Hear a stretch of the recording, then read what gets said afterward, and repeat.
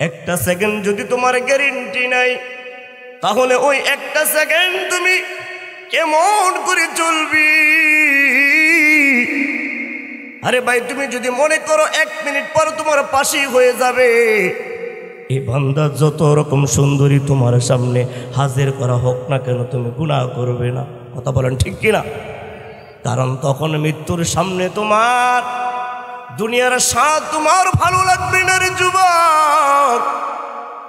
আরে বান্দা, তোমার 1 সেকেন্ড পরেই যদি তোমার মৃত্যু হয়, এটা যদি তুমি অনুভব করতে পারো, তাহলে বান্দা দুনিয়ার গুনাহ তোমার ছেড়ে দিতে হবে। এ বান্দা, মালাকুল মাউত তুমি মনে করতেছ শুধুমাত্র 70 বছর পরে মনে হয়, 80 বছর পরে মনে হয় আমার সামনে হাজির হবে। না না গোলাম, তুমি কি ডাইনে বামে তাকাইয়া দেখো না, 18 বছরের বন্ধুটাও দুনিয়ার জমিন থেকে বিদায় নিয়ে চলে গেছে। আরে ভাই, 20 বছরের বন্ধুটাও দুনিয়ার জমিনে নাই। আরে ভাই যুবক, 25 বছরের যুবকটা তোমার বন্ধু দুনিয়ার জমিনে নাই। আরে ভাই, কিছুদিন আগেও শুনলাম, আরে ভাই গত বছর যখন আমি আসলাম এখানে মাহফিল করতে, আমার পাশে আপনাদের সেক্রেটারি সাহেব বসেছিল। কথা বলেন ঠিক কিনা? আরে ভাই, আজকে কোরআনের তাফসীর চলতেছে, ওই আপনাদের মাদ্রাসার সেক্রেটারি সাহেবও চিন্তা করেছিল কোরআনের মাহফিল শুনবি, কিন্তু না, নির্দিষ্ট সময় বন্ধু চলে যেতে হবে। এটা মনজুর আলম ফৈজির কোনো কথা না, ওটা আমার আল্লাহ কোরআনের ভিতরে বলেন, ফাইদা জাআ আজালুহুম লা ইস্তাখিরুনা সাআতাও ওয়ালা সাআতাও ওয়ালা ইস্তাকদিমুন।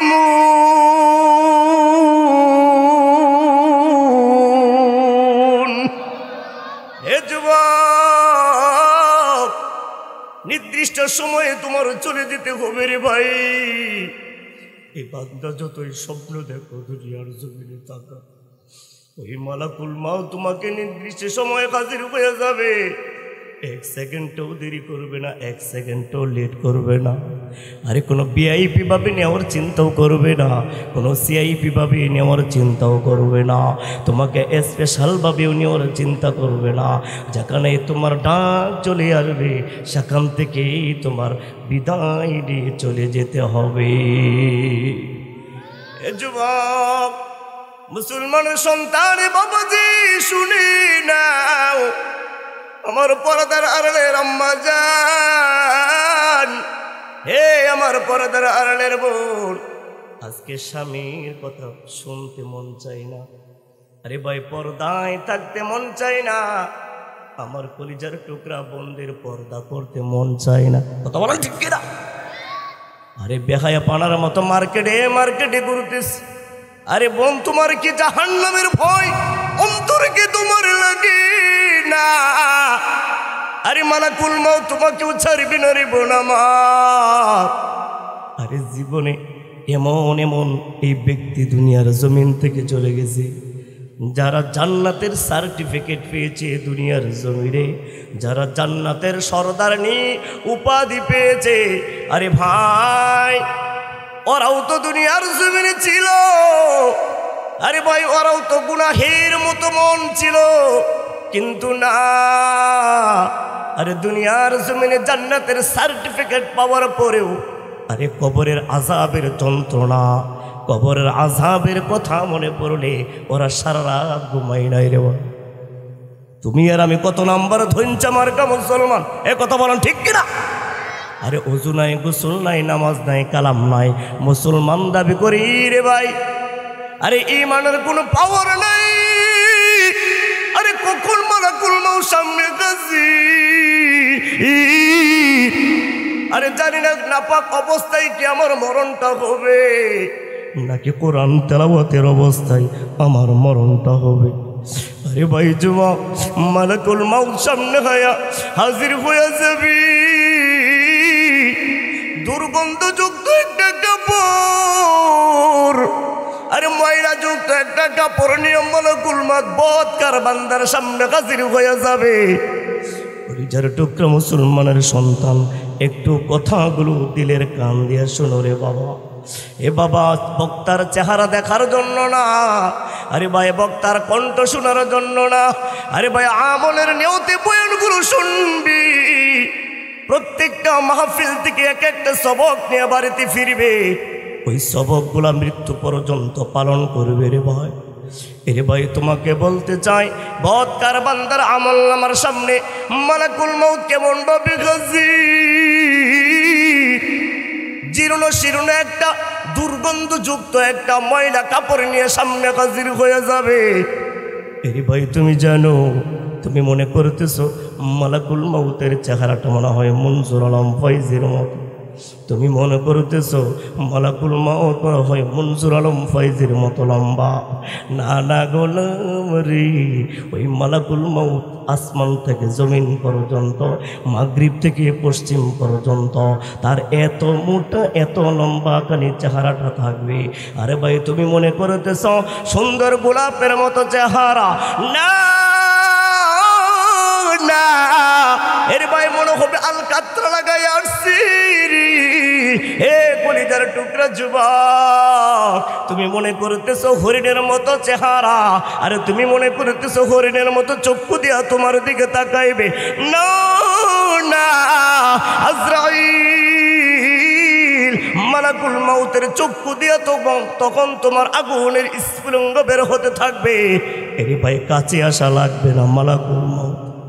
বৎকার বান্দা দূর থেকে মালাকুল মউতকে দেখে চিৎকার মেরে মেরে কান্না শুরু করে দিবে।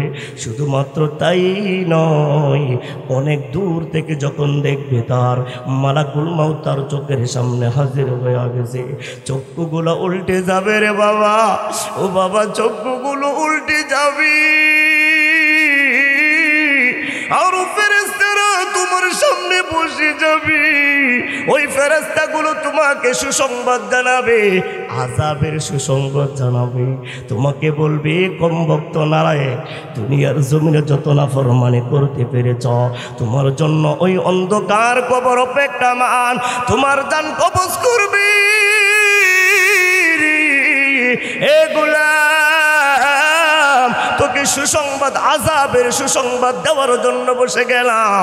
আরে যুবক, তোমার পাশে তোমার সন্তান বসে বসে কান্না করবে, তোমার আদরের মাও বসে বসে কান্না করবে। যুবক, প্রাণের বোনটা, কলিজার টুকরা স্ত্রীটাও বসে বসে কান্না করবে। না না যুবক, তোমাকে কেউ বাঁচাতে পারবে না রে বাবা। তোমার কোনো অর্থ তোমাকে বাঁচাইতে পারবে না, তোমার কোনো নেতা তোমাকে বাঁচাইতে পারবে না, কোনো তোমার উপকটন তোমাকে বাঁচাইতে পারবে না, কোনো ভিআইপি সিআইপি তোমাকে বাঁচাইতে পারবে না। মালাকুল মউত নির্দিষ্ট সময় তোমার জানের উপর হাতটা ছেড়ে দিবি, ওই জানটা পালায়ন করতে থাকবি। কখনো মাথার উপরে চলে যাবে,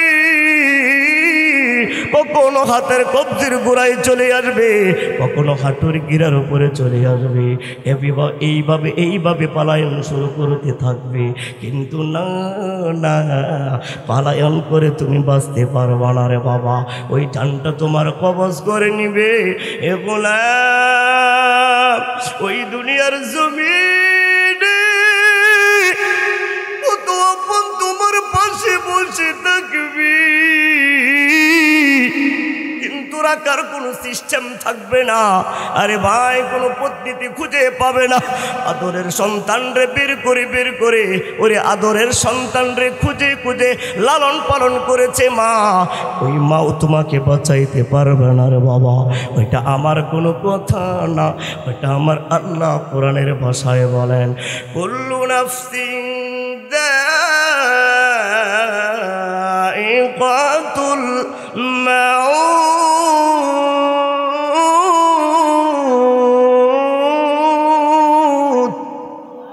এ যুবক, মৃত্যুর স্বাদ তোমার গ্রহণ করতে হবে। এটা শুধুমাত্র তুমি নয় রে ভাই, দুনিয়ার জমিনে যত মাখলুকাত আল্লাহ বানাইছি সকলের এই মৃত্যুর স্বাদ গ্রহণ করতে হবে। আরে ভাই সাকরাতুল মাউতের কষ্ট কেমন তুমি মনে করতেছ? মনে হয় অনেকে পাবে অনেকে পাবে না, কিন্তু না গোলাম, সাকরাতুল মাউতের কষ্ট সবার অনুভব করতে হবে। আরে আমার পয়গম্বরই তো বাঁচতে পারে নাই। আমার পয়গম্বরের সামনে যখন মালাকুল মাউত হাজির হয়ে গেছে, আমার পয়গম্বর আমাদের আয়েশাকে ডাক দিয়ে বলে, আয়েশারি একটা বাটি করে তুমি অল্প পানি নিয়ে আসো। এ কলিজার টুকরা আম্মা জান শুনা, এ আমার পর্দার আড়ালের বোন, ভালো করে কথাগুলো একটু মন দিয়ে শোনো রে ভাই। কলিজার টুকরা যুবক, আমার পয়গম্বর আম্মা জান আয়েশা সিদ্দিকা রাদিয়াল্লাহু তাআলা আনহাকে ডাক দিয়ে বলেন, আয়েশা অল্প করে পানি নিয়ে আসো বাটির মধ্যে। আরে বাটি মুবারকের ভিতরে অল্প পানি নিয়ে আইসা আমার পয়গম্বরের সামনে রাইখা দিছি। আমার পয়গম্বরের সাকরাতুল মাউত শুরু হয়ে গেছে। আমার পয়গম্বর কিছুক্ষণ পর বাটি মুবারক থেকে পানি নিয়ে কপালের ভিতরে দেয়। আমার যুবক, হে মুসলমানের সন্তান পয়গম্বর কিছুক্ষণ পর পানি মুবারক কপালের ভিতরে লাগায়। কতটুকু ওই মৃত্যুর সাকরাতুল মাউতের কষ্ট অনুভব হলে আমার পয়গম্বর পানি কপালের ভিতরে লাগাইতেছে রে ভাই। আরে ভাই সামান্য পানি কেন, দুনিয়ার সমস্ত সাগরের পানি যদি মালাকুল মাউত যখন তোমার সামনে হাজির হয়ে যাবি, তখন যদি সমস্ত পানি তোমার গলার ভেতরে ঢুকানো হয়, গোলাম তোমার কাছে মনে হবে বিন্দু পরিমাণ পানি। না গোলাম, এত পরিমাণ তোমাকে কষ্ট অনুভব করতে হবে। মা ফাতেমা রাদিয়াল্লাহু তাআলা আনহা ডাক দেয়া বলেন, এ উম্মতের দল শুনো, আমার পয়গম্বর বাবা জানের যখন সাকরাতুল মাউত শুরু হয়ে যায়, আমি ফাতেমা আমার বাবার দিকে তাকাইয়া দেখতেছি আমার বাবার প্রত্যেকটা পশম মুবারকের গোড়া থেকে, আমার বাবার শরীরের প্রত্যেকটা পশম থেকে, প্রত্যেকটা পশমের গোড়া থেকে আমার পয়গম্বর বাবার ঘাম মুবারক বের হয়ে গেছে। এই যুবক, আমার পয়গম্বরের প্রত্যেকটা পশম মুবারক গোড়া থেকে ঘাম বের হয়ে গেছে।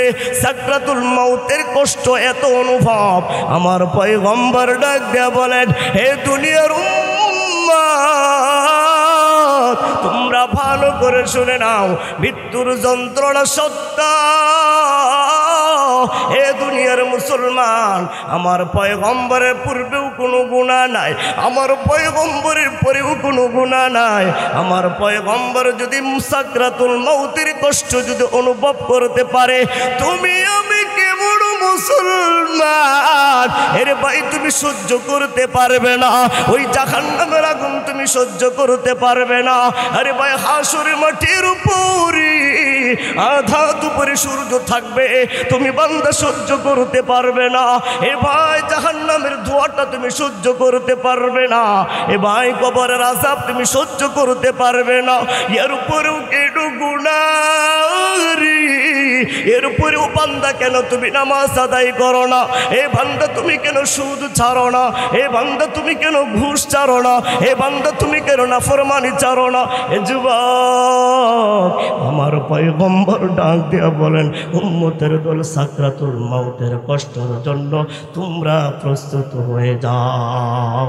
কবরের আযাব কত কঠিন, সইতে আমি পারিব না, মৃত্যুর যন্ত্রণা কত কঠিন সইতে আমি পারিব না। ও গো দয়াময় হে প্রভু, চাই যে শুধু তোমার করুণা। কবরের আযাব কত কঠিন সইতে আমি পারিব না। মৃত্যুর যন্ত্রণা কত কঠিন সইতে আমি পারিব না। একবার আওয়াজ দিয়া বলো ঠিক কিনা। আরে ভাই যুবক, মৃত্যুর যন্ত্রণা তুমি বান্দা সহ্য করতে পারবো না। এ ভাই তুমি হাসরের কথা চিন্তা করতেছো? না না, হাসর তো বহু দূর। তুমি কবরের ঘাটির কথা চিন্তা করো। আরে ভাই, 3টা সওয়াল তোমাকে করা হবে। এই 3টা সওয়াল কি তোমার তৈরি আছে? না না রে গোলাম, না। তোমার 3টা সওয়ালের জবাব তুমি এখনো তৈরি করতে পারো না। এ বান্দা, তুমি মনে করতেছো 40 বছর পরে তুমি 3টা জবাব শিখবে। আরে বান্দা, তুমি মনে করতেছো 60 বছর পরে তুমি এই জীবনের সব কিছু শিখে নিবে। এ বান্দা, তুমি মনে করতেছো বুড়া হলে তুমি মসজিদে যাবে। এ বান্দা, তুমি চিন্তা করতেছো না না, এখন তো আমার নামাজের বয়স হয় নাই। তুমি চিন্তা করতেছো এখন তো আমার রোজার বয়স হয় নাই। তুমি তো চিন্তা করতেছো এখন তো আমার পর্দা করার সময় হয় নাই। এ আমার বোন রে, তুমি চিন্তা করতেছো এখন আমার পর্দার সময় না, এখন আমার পার্কে ঘোরার সময়, এখন আমার মার্কেটে ঘোরার সময়, এখন তো স্বামীর কথা মানার সময় না। এ যুবক, আমার কলিজার টুকরা বোন রে, সময় কিন্তু তোমার 1 সেকেন্ড, কিন্তু তুমি স্বপ্ন দেখতেছো 70 বছর 80 বছর। এই জন্য তোমার গুনাহ ছাড়া কিছুই নাই। এই গুনাহের ভিতরে লিপ্তর কারণে আজকে যুবক করি ওই যে মুয়াজ্জিন ডাক দেয় হাইয়া আলাস সালাহ, মুয়াজ্জিন ডাক দেয় হাইয়া আলাল ফালাহ, আসো রে এ যুবক, মুয়াজ্জিন ডাকতেছে আসো, কল্যাণের জন্য আসো, নামাজের জন্য আসো। কিন্তু না যুবক, এই মুয়াজ্জিন আজান দেয় মসজিদে, আর পাশে বসে আমার যুবক ভাইরা গেমস নিয়ে ব্যস্ত থাকে। একবার আওয়াজ দিয়া বলেন ঠিক কিনা। আমার কলিজার টুকরা যুবক, তোমাদের সাথে আলেমদের কোনো বিরোধ নাই। গভীর রজনী পর্যন্ত যুবক যুবক বলে তোমাদেরকে ডাকতে তাকে জান্নাতের আহ্বান করে।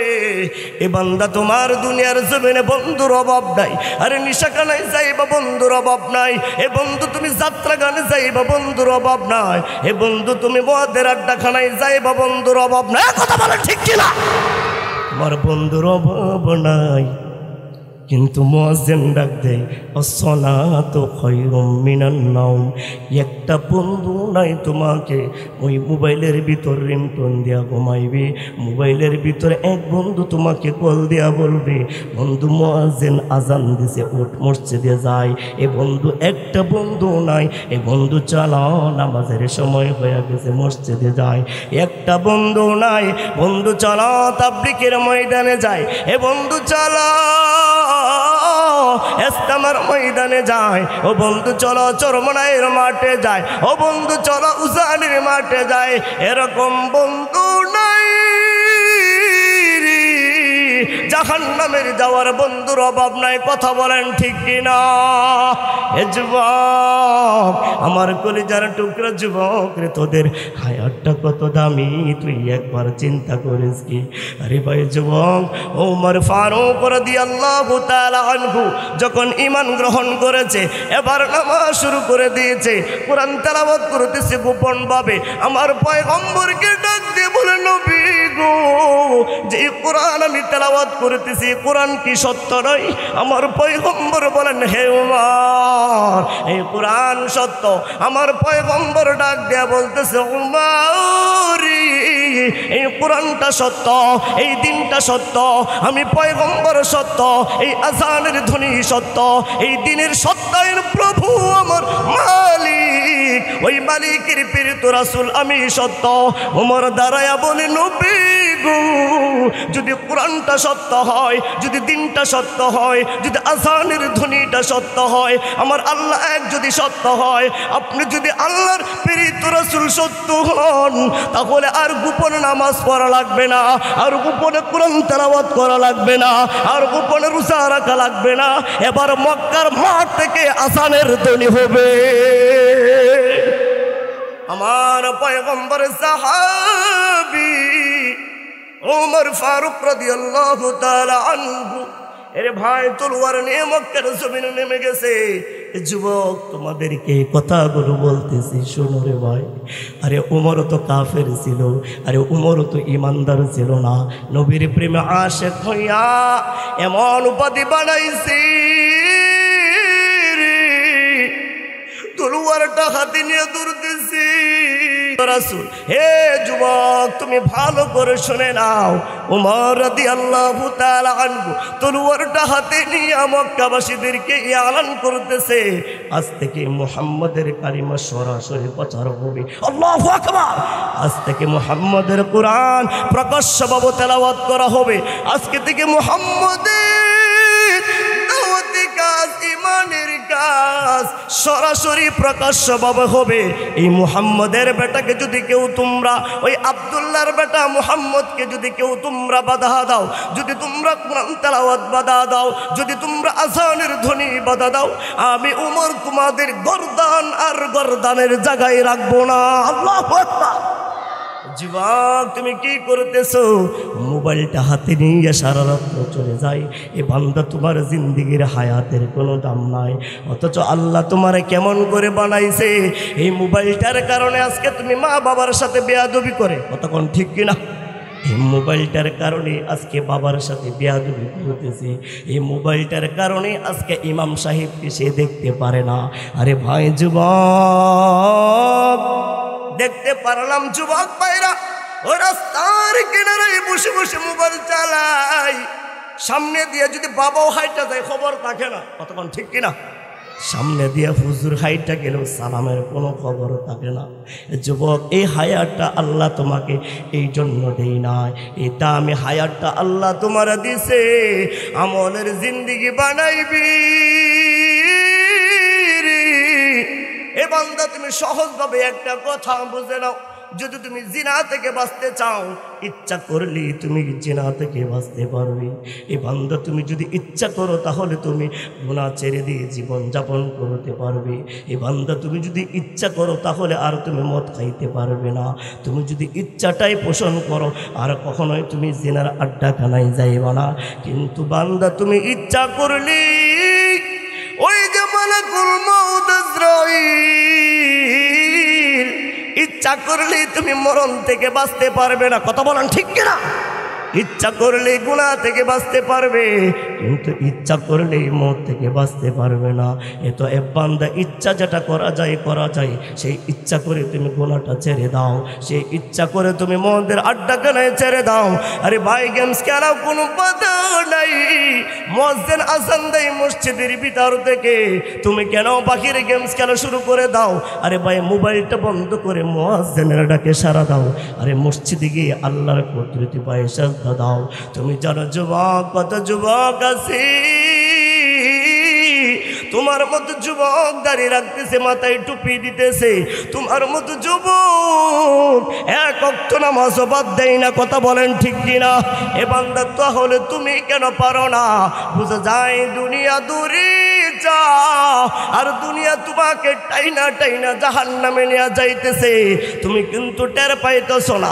আরে ভাই, মুরসিনার সাথে পিরিত মারাইছো, আরে ভাই জরিনার সাথে পিরিত মারাইছো, আরে ভাই তুমি সকিনের সাথে পিরিত মারাইছো, সব পিরিত তুমি করলা, কিন্তু তুমি পয়গম্বরের সাথে পিরিত করলা না। এ ভাই, তুমি পয়গম্বরের সাথে মোহাব্বত করলা না, আরে পয়গম্বরকে ভালোবাসতে পারলা না। এ যুবক, হে মুসলমানের সন্তান, এটা তোমার জিন্দিগি না, এটা তোমার জিন্দিগি না রে বাবা। ওই হায়াত বড় দামি, ওই হায়াতটা কখন তোমার মূল্যবান হবে। আজকে দুইটা তোমার পা নষ্ট হয়ে যাক, তুমি বুঝতে পারবে পায়ের কত দাম। আজকে তোমার হাত দুইটা নষ্ট হয়ে যাক, বুঝতে পারবে হাতের কি দাম।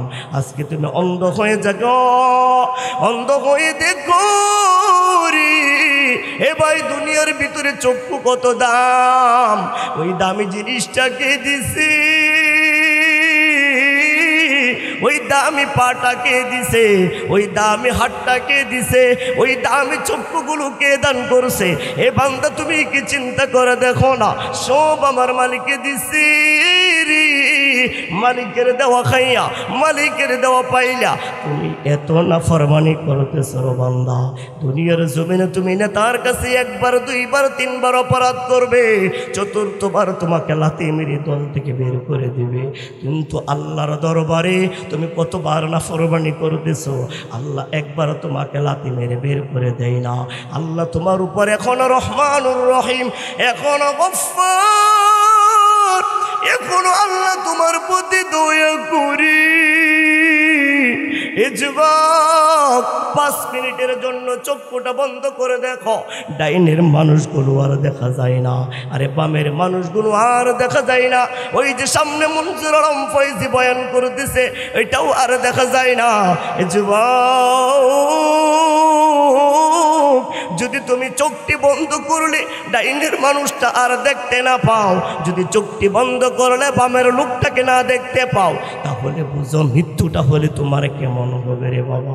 ওই মৃত্যু হলে আর তোমাকে কেউ দুনিয়ার জমিনে রাখবে না। চোখটি বন্ধ করে একটু অনুভব করো, আমি দুনিয়ার জমিনে নাই। মা তোমার সাথে কেমন আচরণ করবে, বাবা তোমার সাথে কেমন আচরণ করবে, ভাই তোমার সাথে কেমন আচরণ করবে, একটু চক্ষুটা বন্ধ করে তুমি দেখো। আরে ভাই, আদরের স্ত্রীও তোমাকে একদিনের জন্য তোমার আর পাশে রাখবে না, তোমার আদরের সন্তানটাও বলবে না আমার বাবাকে একদিনের জন্য আমার পাশে রাখা দাও। আরে মা,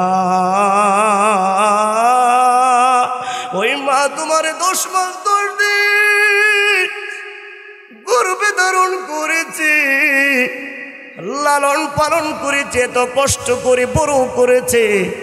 মায়ের সামনে তোমার জীবনটা চলে গেছে, কিন্তু ওই মাও তোমাকে আর রিকোয়েস্ট করবে না আমার আদরের সন্তানটাকে একদিনের জন্য আমার পাশে রেখে দাও। এ যুবক, তুমি জানো তোমার রূহটা চলে যাবে, সব তোমার পর হয়ে যাবে, এই আসমান তোমার পর হয়ে যাবে, জমিন তোমার পর হয়ে যাবে, মা বাবা তোমার পর হয়ে যাবে, বন্ধু বান্ধব তোমার পর হয়ে যাবে, স্ত্রীও তোমার পর হয়ে যাবে, সব তোমার পর হয়ে যাবে। শুধুমাত্র আমলের খাতাটা তোমার আপন। এ যুবক, এই জন্য বললাম চোখটি বন্ধ করে দেখো। এবার তুমি মারা গেছো অনুভব করো, তোমার বাবা তোমার ভাইকে ডাক দেয়া বলবে, কে আছো আবুল রে, তাড়াতাড়ি যাও পাশের জার থেকে বাঁশ কাটি নিয়ে আসো, বোন চলে যাবে বড়ই পাতার পানি গরম করতে। আরে মা তোমার স্ত্রী নিয়ে কান্না শুরু করবে, ভাই চলে যাবে দোকানের পাশে সাদা কাপড়টা আনতে, আরে মসজিদের মুসল্লিগুলো চলে যাবে তোমার খাটিয়ানাটা আনতে। আরে বাজারের ভিতরে কত দামি দামি কাপড় থাকবে, আরে বাজারের ভিতরে কত রং বেরঙ্গের কাপড় থাকবে, না না ওই রং বেরঙ্গের কাপড় তোমার জন্য আনবে না, ওই দামি কাপড়টা আর তোমার জন্য চয়েস করবে না। আরে ভাই 3.5 টুকরা সাদা কাপড়টা তোমার জন্য চয়েস হয়ে যাবে। এ বান্দা, তুমি মনে করতেছ ফুলের বিছানা দিয়ে তোমার বিদায় করবি, না ও না, ওই যে মসজিদের কাটিয়ানাটা আনবে। এ আমার আম্মা জান শুনো,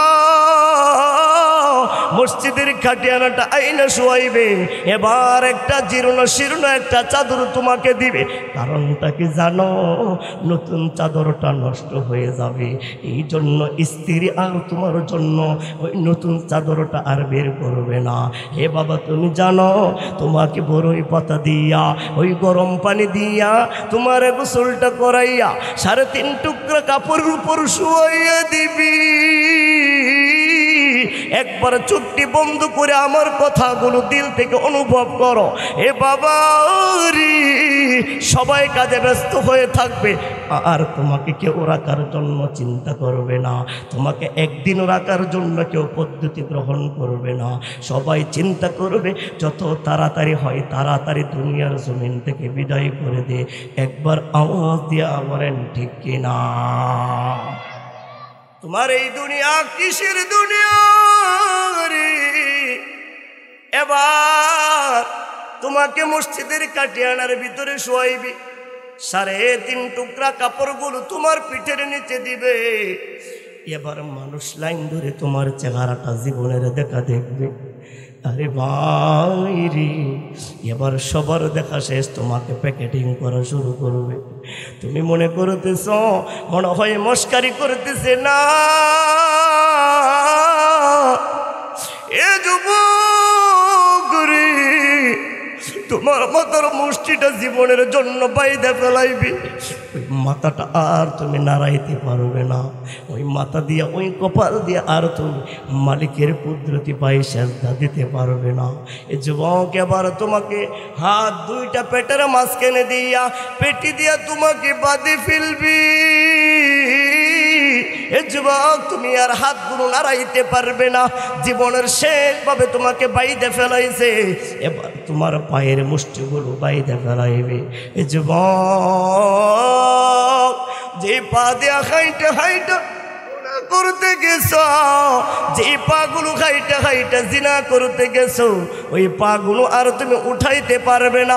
এ যুবক, এখন মুয়াজ্জিন ডাক দেয়, আসো নামাজের জন্য আসো। কিন্তু না যুবক, তোমাকে মসজিদে পাওয়া যায় না। কিন্তু এমন একটা সময় আসবে যেদিন তোমার নামটা এলানো হয়ে যাবে, জোহরের নামাজের পর অমুকের জানাজা। সেদিন তোমাকে প্যাকেটিং কইরা ওই যে খাটিয়ানার উপরে আইনা মসজিদের সামনে রাখবি। এ যুবক রে, শত শত মানুষ নামাজে দাঁড়াইয়া যাবি, কিন্তু তোমার লাশটা মসজিদের সামনে থাকবে, তুমি আর নামাজে দাঁড়াইতে পারবা না, আর ইচ্ছা করলে তাদের সাথে কাতারা বন্ধু হইতে পারবা না। অবশ্যই তোমার পাশে নামাজ চলতেছে, আরে সবাই নামাজ পড়বি, কেউ তোমাকে ডাকবি না। আয় আয় ভাই, তাড়াতাড়ি নামাজের কাতারে দাঁড়ায়। কারণটা কি জানো? তোমার দুনিয়ার সফর শেষ হয়ে গেছে। হাজার হাজার মানুষ তোমার সামনে নামাজ আদায় করবে, একজন মানুষও তোমাকে ডাকবে না, ওইটা নামাজে দাঁড়া, কারণ তোমার মেয়াদ শেষ। এই জন্য যুবক, তোমাদের পায়ে ধরে বলে যায়, ও মা রে, সন্তানগুলোকে বড় করতেছো, ওই সন্তানগুলো কেন জাহান্নামের দিকে ছুটতেছে? ওই সন্তানগুলোর দিকে একটু তাকাও, ওই সন্তানগুলোর দিকে একটু নজর দাও। এই সন্তানগুলো যদি জাহান্নামে চলে না যায়, ও মা, আদরের সন্তানরে কেউ জাহান্নামে যাইতে দিবে না। কথা বলেন ঠিক কিনা? এ মা, এই জন্য তোমার সন্তানগুলোকে তুমি দেখে রাখবে। ও বাবা, তোমাকে যখন কাঁধে কাঁধ কইরা যখন তোমার কবর নেওয়া হবে, আমার কলিজার টুকরা যুবক, এ মুসলমান সন্তান, ভালো করে শুনে নাও। যখন তোমাকে কবরের ভিতরে শোয়ানো গবি, মনে করো তুমি দুনিয়ার জমিনে নাই, তোমার বাবা বেঁচে আছে, তোমার বাবা কবরের ভিতরে নামবি। এর ভাই, যেই বাবা তোমাকে কোলে পিঠে মানুষ করার জন্য কোলে নিয়েছে, সেই বাবা তোমাকে জীবনের জন্য রাখার জন্য হাত দুইটা বাড়াইয়া বলবে, আমার কোলে আমার সন্তানটারে দে। তোমার বাবা হাতটা দুইটা বাড়াইবি, মনটা চাইবে না রে সন্তানটারে কবরের ভিতর রাখার জন্য, বাবার মনটা চাইবে না। তারপরেও দুইটা হাত বাড়াইয়া দিবি, হে বলে, আমার সন্তানটাকে আমার কোলের ভিতরে দে। এবার সন্তানটাকে কোলে নিয়া ওই বাবা 3.5 হাত মাটির নিচে ঢুকাইবে। যখন বাবা কবর থেকে উঠে পড়বে, ওই মাথার মুষ্টিটা যখন খুলে দিবে, সন্তানের চেহারাটা বাবার চেহারার ওই নজরের দিকে পড়ে যাবে। বাবা যখন সন্তানের চেহারার দিকে তাকাইবে, ওই বাবার আর উঠতে মন চাইবে না, কারণ ওই সন্তানের চেহারাটা দেখে বাবার স্মৃতিগুলো মনে পড়ে যাবে। আরে আমার খোকা তো আমাকে মজা আনার জন্য বাজারে পাঠাইতো, আমি যখন বাজার থেকে আসতাম আমার সন্তানটা আমাকে জড়াইয়া ধরতো। আরে আমি যখন বিছানায় ঘুমাইতাম আমার সন্তানটা আমার বুকের উপরে ঘুমাইতো। আজকে আমি আমার সন্তানটারে কেমন করে রাখবো? তারপরেও এত পরিমাণ ভালোবাসা থাকা সত্ত্বেও বাবা তোমাকে রাখতে পারবে না। এ কলিজার টুকরা মা, তোমার সন্তান তোমার কবরের ভিতরে রাখবে। ওরে মা, মা তোমার সন্তান কোলে নিয়া তোমার 3.5 ঘাত মাটির নিচে রাখবে। আবার যখন তোমার সন্তান কবর থেকে উঠবে, তোমার জীবনের শেষ পুষ্টিটা যখন খুলে দিবে, আরে মা সন্তান মায়ের দিকে তাকাইয়া হাউমাউ করে কান্না করে দিবে। জানো ওই সন্তানের স্মৃতিগুলো মনে পড়ে যাবে। মা তো আমাকে 10 মাস 10 দিন গর্ভে ধারণ করেছে, মা তো আমাকে ছোটবেলা থেকে লালন পালন করেছে। ও মা, মা কত কষ্ট করেছে, এরপরেও আমাকে কষ্ট দিতে দেয় নাই। আজকে সেই আদরের মাকে আমি কেমন ভাবে কবরের ভিতরে রাখবো? টিপ টিপ করে চোখের পানি ছাড়বে আর মায়ের খানার মুখ দিকে তাকাইয়া থাকবে। মায়ের মুখটা দেখবে আর সন্তান কান্না করবে। এত পরিমাণ মায়া, তারপরেও তোমাকে দুনিয়া রাখার কোনো সিস্টেম নাই। তোমার সন্তান কোনো পদ্ধতি ব্যবহার করতে পারবে না, কোনো সিস্টেম চালু করতে পারবে না। সবাই তোমাকে বিদায় দিয়া দিবি। এ যুবক, মায়ের কষ্ট কেমন কষ্ট রে বাবা। যাদের মা দুনিয়ার জমিনে নাই, যাদের মায়ের লাশটা সন্তানের কাঁধের উপরে উঠেছে, কেমন ভারী ওই মায়ের লাশটা সন্তানের কাঁধে কত বাড়ি। এ বাবা, এই জন্য মাকে কষ্ট দিও না রে ভাই। মা তোমার জন্য কত কষ্ট করে, ওই মাকে তুমি কষ্ট দিও না রে বাবা। তুমি জানো আমার আল্লাহ কোরআনের উফ শব্দ ব্যবহার করেছে। মা যদি তোমার কোনো আচরণে উফ শব্দ ব্যবহার করে, এ বান্দা তুমি দুনিয়ার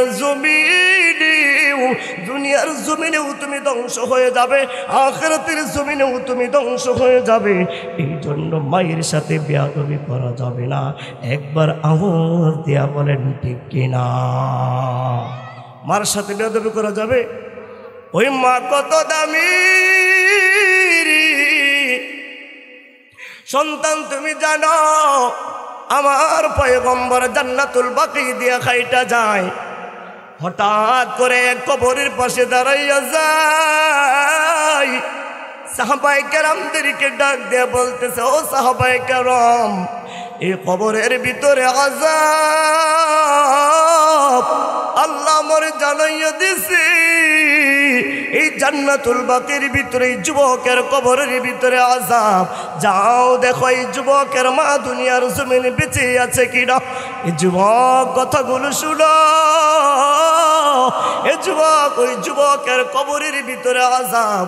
আমার পয়গম্বর সাহাবায়ে কেরামদেরকে বললেন, যাও যাও ওই যুবকের মাকে খুঁজে বের করো। ওই যুবকের মা যদি যুবককে ক্ষমা করে দেয়, আল্লাহর সাথে সাথে তার কবরের আযাব বন্ধ করে দেবে।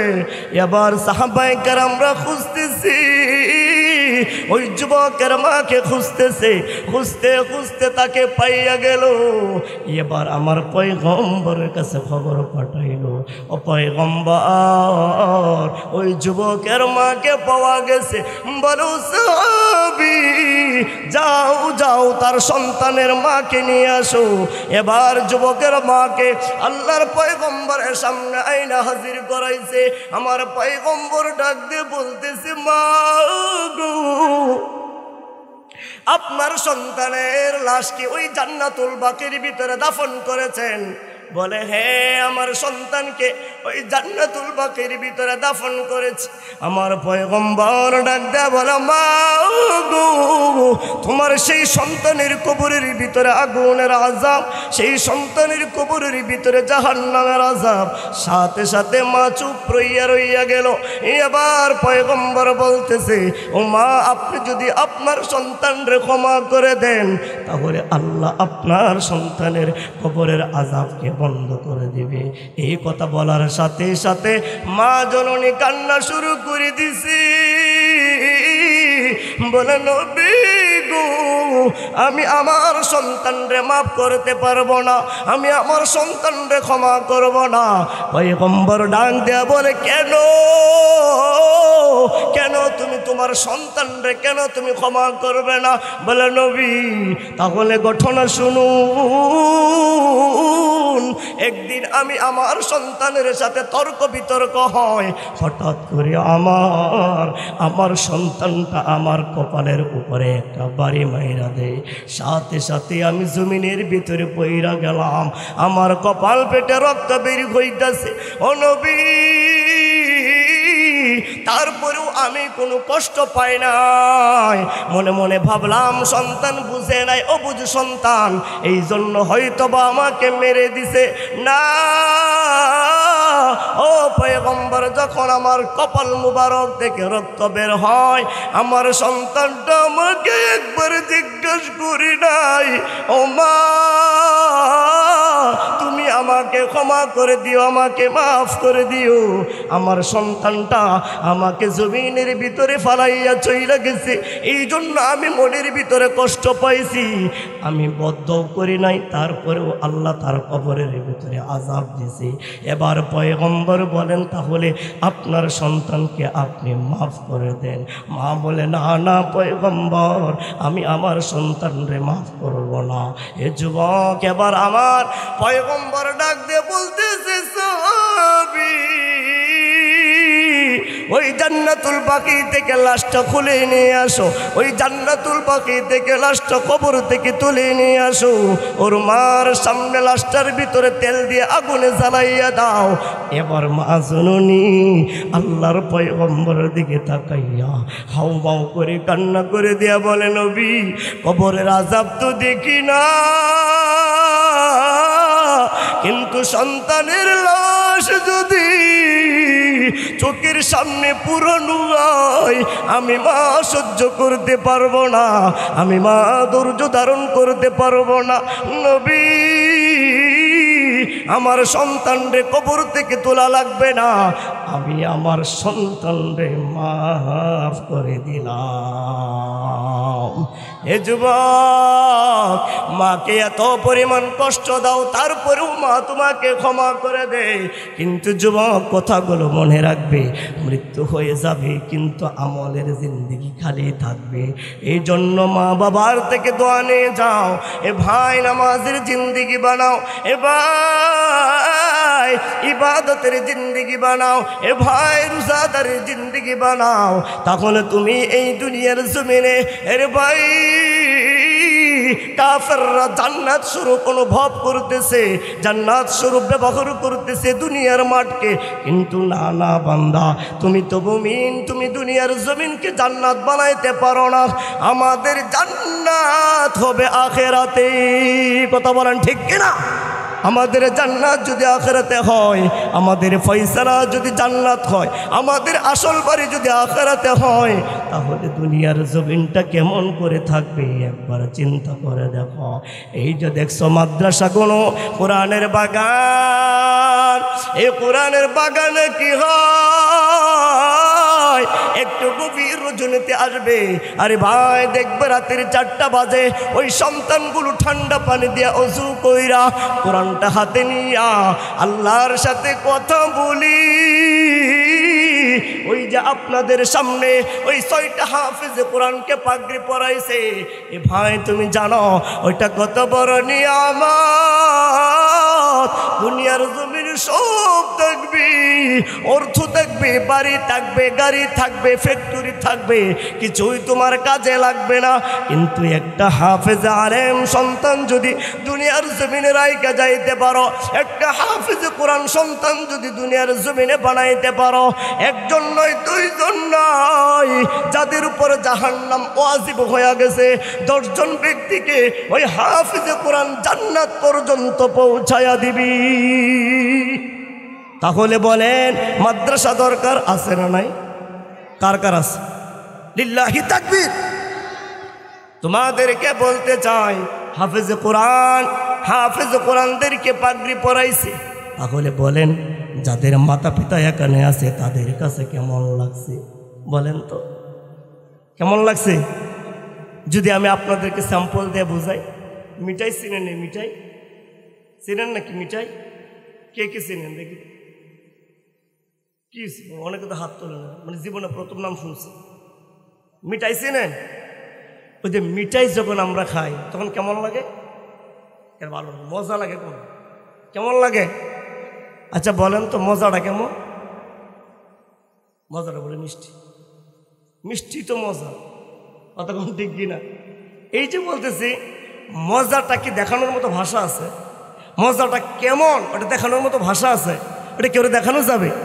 আরে ভাই সন্তানগুলো কোরআনের হাফেজ রে, আরে এতগুলো মানুষের সামনে সন্তানরে পাগড়ি পরাইছে, বাবা পাশে বৈশা বৈশা সন্তানের পাগড়ি পরানো দেখছে।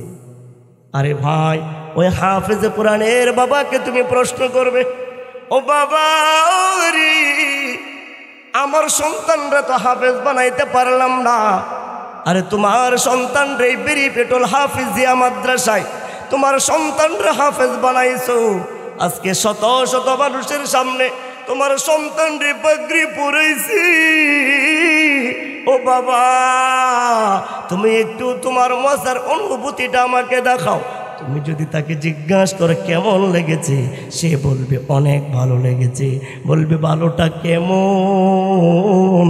বলবে বুঝানোর মতো কোনো ভাষা না,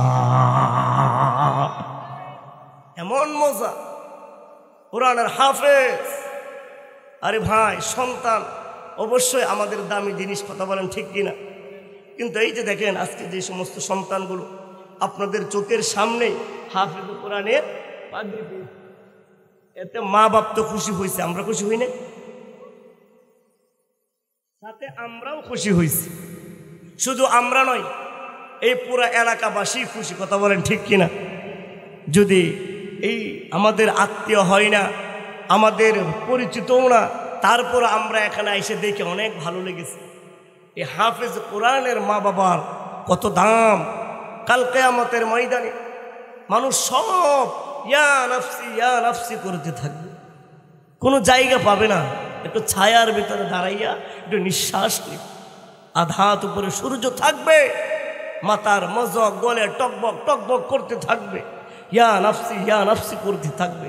হঠাৎ করে দেখবে একটা ছায়ার নিচে অনেকগুলো মা বাবা লাইন ধরে আল্লাহ বসায় রয়েছে। আল্লাহু আকবার। শুধুমাত্র তাই নয়, সন্তানের মা বাবারে আরশে আজিমের ছায়ার ভিতরে লাইন ধরে বসায় রাখবে। শুধুমাত্র তাই নয়, প্রত্যেকটা মা বাবার মাথার ভিতরে মুকুট পরাইয়া রাখবে। ওটা দুনিয়ার কোনো মুকুট না রে ভাই, ওই মুকুটটা কেমন রে? ওই মুকুটের আলো যদি দুনিয়ার জমিনে বিন্দু পরিমাণ, জাররা পরিমাণ যদি প্রকাশ পাইতো, এই দুনিয়ার সূর্যের আলোটা বিলীন হইয়া যাইত। আল্লাহু আকবার। এত দামি মানুষ কোথায় ইয়া নাফসি করবে, আর সেখানে হাফেজে কোরআনের মা বাবারা শান্তিতে ওই হাসরে মার দিবে। এই মা বাপ আমরা হতে চাই কিনা ভাই? কে কে হতে চাই? লিল্লাহি তাকবীর, লিল্লাহি তাকবীর। এই ভালোবাসা শুধুমাত্র পয়গম্বরের উপর, এই ভালোবাসা শুধু হতে হবে আল্লাহর জন্য। এই ইলম হতে হবে শুধুমাত্র আল্লাহর জন্য, এই কোরআন শিক্ষা হতে হবে শুধু একমাত্র আল্লাহ এবং আল্লাহর রাসূলকে খুশি করার জন্য। একবার চিৎকার মেরে বলেন ঠিক কিনা? নবীকে যত পরিমাণ ভালোবাসা যাবে, নবীর আদর্শ যত পরিমাণ মানা যাবে, ততই মুত্তাকি হওয়া যায়। কথা বলেন ঠিক কিনা? তুমি নবীর আদর্শকে, নবীর সুন্নতকে মাইনাস করে আল্লাহকে পাওয়া কখনোই সম্ভব? এটা কি আমার কথা? না না, এটা আমার আল্লাহ কোরআনের ভিতরে বলেন, কুল ইন কুনতুম তুহিব্বুনাল্লাহা ফাত্তাবিউনি ইউহিব্বুকুমুল্লাহ ওয়া ইয়াগফির লাকুম যুনুবাকুম ওয়াল্লাহু গফুরুর রহিম।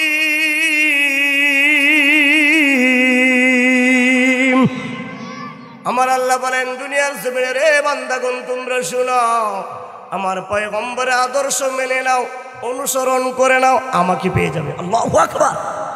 তাহলে বোঝা যায় আল্লাহকে পাওয়ার মাধ্যম হলো আমার পয়গম্বর। একবার আওয়াজ দেয়া বলেন ঠিক কিনা? সরাসরি আল্লাহর সাথে কথা কইতে চায় শয়তান। কথা কোন ঠিক কিনা? একজন আবেদকারী আর একজন এলেমকারী কখনোই এক হতে পারে না। আলেম পারবে না, আর আবেদকারীকে শয়তানে ধোঁকা দিয়ে ফেলা। কথা বলেন ঠিক কিনা? এর জন্য এত দামি। ওই আবেদকারী যদি সারা রাত্রি ইবাদত করে আর একজন আলেম যদি সারা রাত্র ঘুমায়, তারপরে ওই আলেমের সব পরিমাণ ওই আবেদকারী সব পাবেন। বলি সুবহানাল্লাহ। এটা হচ্ছে আলেমের মর্যাদা। কথা বলেন ঠিক কিনা? এই আলেমটা যদি আল্লাহকে মোহাব্বত ধরাইয়া নিতে পারে তাহলে আরও দামি হয়ে যাবে। কথা বলেন ঠিক কিনা? এই জন্য আমরা মুসলমান সন্তান এমন একটা পরিস্থিতির ভিতরে চলে আসছি যে মুসলমানের দেশে থেকেও 95% মুসলমান দেশে থেকেও আমরা কেমন যেন একটা অশান্তি বিরাজমান। কথা বলেন ঠিক কিনা? কারণটা কি জানেন? ইমানের পাওয়ার নাই। কি নাই? কথা বলেন। ইমানের পাওয়ার থাকবে কিভাবে যদি সারা রাত আমার যুবক ভাইরে মোবাইল নিয়ে ব্যস্ত থাকে, যদি নামাজের খবর না থাকে, আজান হয় মসজিদের পাশেই বসে রয়েছে, ওই গেমস খেলতেছে কিন্তু নামাজে যাই না, তাহলে কি ইমান তাজা হবে? কথা বলেন। খুব দ্রুতই আমাদেরকে আযাব আমাদেরকে গ্রাস করে ফেলবে। তাই হচ্ছে না হয় ইসকন নামে সংগঠন এই 95% মুসলমানের দেশে মুসলমানের গায়ে আঘাত করতে পারে না। কথা বলেন ঠিক কিনা? এটা লজ্জার ব্যাপার যে আমি মুসলমান দেশে বসবাস করি আর ক্ষুদ্র একটা সংগঠন কোথায় থেকে উড়ে এসে জুড়ে বসে আমাদের মুসলমানকে দিনের দুপুরে হত্যা করে। ওটা আমাদের মুসলমান সন্তানের জন্য লজ্জাজনক। কথা বলেন ঠিক কিনা? তারপরেও আমরা বেয়াদব না। কথা কোন ঠিক কিনা? আমরা নবীর আদর্শ মেনে চলি। আমরা আগে বাড়াইয়া লাঠি ধরি না, আমরা আগে বাড়াইয়া দিই আমার নবীর আদর্শ। কথা বলেন ঠিক কিনা? নবীর ভালোবাসা। আমরা বেয়াদব না, কিন্তু আমরা প্রশাসনের কাছে এতটুকু আবদার, আমাদের ধৈর্যের ভাত ভেঙে দিবেন না। যদি আমাদের ধৈর্যের ভাত ভেঙে যায়, টেকনাফ থেকে তেতুলিয়া, রূপসা থেকে পাতুরিয়া একটা যুবক সন্তান ঘরে বসে থাকবে না। কথা বলেন ঠিক কিনা? আমরা নবীর আদর্শ গ্রহণ করেছি বলে আমরা এমনটা দুর্বল মনে করবেন না যে আমাদের রক্ত গরম হয় না। আমাদের রক্ত গরম হবে একমাত্র আল্লাহর জন্য। কথা বলেন ঠিক কিনা? ওই কাফের, মুরশিক, ইহুদি, খ্রিস্টান তাদের সাথে যুদ্ধ করলে তারা মুসলমানের বন্দুকের সামনে গুলি দেখে, বন্দুক দেখে, অস্ত্র দেখে, আর মুসলমান জান্নাত দেখে। কথা বলেন ঠিক কিনা? মুসলমান বুক ফেটে দেয় অস্ত্রের সামনে, মুসলমান জীবন দিয়ে দেয় আল্লাহর ঘরে আঘাত করলে। কেন জানেন? জান্নাতের পাওয়ারে। কথা বলেন ঠিক কিনা? তারা মরার আগে দেখে অস্ত্র, আর আমরা মরার আগে দেখি জান্নাত। কথা বলেন ঠিক কিনা? এই জন্য মুসলমান যুদ্ধ করতে ভয় পায় না। এই জন্য আমরা দামি না অদামি? কে দামি? লিল্লাহি তাকবীর। এই যে আমরা মুসলমান সন্তান জন্মগ্রহণ করলাম, নবীর ভালোবাসা। নবীর আমরা দেখছি, হ্যাঁ, নবীর দেশে আমরা জন্ম হয়েছি। নবীর দেশে আমরা কয়জন যাইতে পারছি? আমরা অনেকেই অসহায়, গরিব, সমর্থ নাই, যাইতে পারি না। কথা বলেন ঠিক কিনা? নবীর দেশেও জন্ম হয় নাই, নবীকেও দেখি নাই, নবীর কদমেও চলি নাই, তাহলে কিভাবে নবীর সাথে জান্নাতে ঘুমাব? আমার পয়গম্বর ডাক দেয়া বলেন, হে আমার উম্মত, হযরত আবু বকর ঈমান এনেছে, আমাকে দেখে দেখে ঈমান এনেছে। কদমে কদমে চইলা আরে জান্নাতে ঘুমাইবে। আরে আমার দেশে জন্মগ্রহণ করেছে, আরে ভাই 100 বছর আগে জন্মগ্রহণ করেছে নবীর দেশে। ওই আবু বকর জান্নাতে নবীর সাথে ঘুমাইবে, হযরত উমর জান্নাতে ঘুমাইবে, হযরত আলী আমার পয়গম্বরের সাথে ঘুমাইবে। কারণ তারা নবীকে দেখে ঈমান এনেছে, নবীর সাথে চলেছে, নবীর দেশে জন্মগ্রহণ করেছে। আমার পয়গম্বর ডাক দেয়া বলেন, হে উম্মতের দল, তোমরা চিন্তা করিও না। আবু বকর যেমন করে ঈমান এনে আমাকে দেখে আমার সাথে চইলা জান্নাতে ঘুমাইবে, তোমরা যদি সুন্নতের সাথেও সম্পর্ক রাখতে পারো, সুন্নতের অনুসরণ করে চলতে পারো, আমিও কথা দিলাম তোমরাও আমার সাথে জান্নাতে ঘুমাবি। এই জান্নাতে কে কে ঘুমাইতে রাজি? তাহলে সুন্নতের উপর চলতে হবে কিনা ভাই? এই সুন্নত কোথায় শেখানো হয়? মাদ্রাসায়। কোথায় শেখানো হয় ভাই? আমি বলি না যে স্কুলে অভদ্রতা শেখানো হয়, কিন্তু তুলনামূলক এই নবীর আদর্শটা মাদ্রাসাতেই শেখানো হয়। কথা বলেন ঠিক কিনা?